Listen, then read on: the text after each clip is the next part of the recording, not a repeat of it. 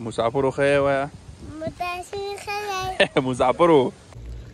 دا ګوره ښه دا مزې په کلي کې ښه نو ګوره مکمل د باران د وریځو د یخ هواګانو د یخو بادونو په لپیټ کې دي. رحیم السلام علیکم ورحمت الله وبرکاته. قدرمنو کتونکو تاسو ګورئ همدم ټي وي. زه یم ستاسو کوربه شفیع الله. دې وخت چې باران وریږي ښه زبردست ماشاءالله او ډېر ښایسته موسم دی ډېر ښکلی. زه دې وخت د چوګانه بره مخامخ چې کوم روډ تللی دی شهیدي سر ته بونیر ته په هغې باندې ولاړ یم او باران وریږي ښه نری نری. والد صاحب راسره دی او ولید خان هم دی. د دې ځای نه ویو ډېر ښکلی ښکارېږي نو هغې سره هم خبرې اترې کوم موسم در سره هم شیر کوم. بونیر روډ دی که نه دې نه دا کوز په دا علاقې ټولې ډېرې ښکلې ښکارېږي کارونه شروع دي. باران دی ولیده زمونږ دا پروګرام ټول دی بارانه ګډوډ بونیر روډ ښکلی د سیله د چکره یو بهترین ځای دی. اصل ډېره زیاته ګرمي ده خو دلته موسم څنګه ښکلی دی. خو په دې ښه شو چې باران ورېږي که نه حالات ښه شو ډېر زیات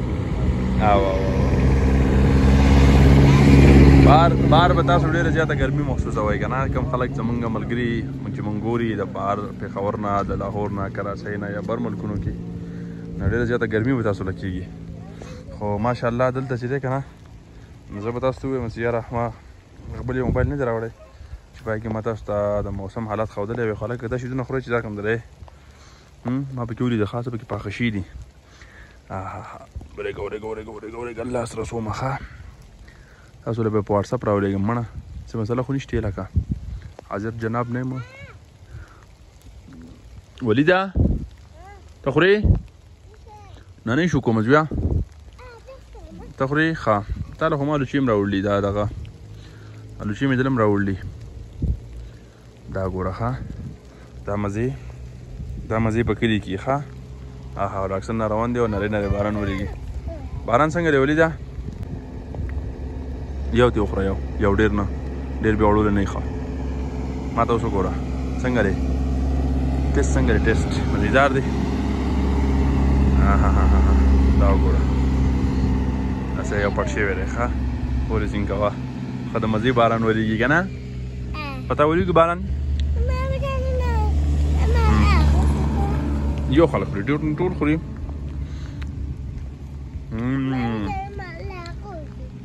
دا وخوره دا تور وخوره سره تار ودي الوچې خورو بیا ښه دې وخت زه تاسو سره راځئ یو ډېره ښایسته نظاره شیر کوم.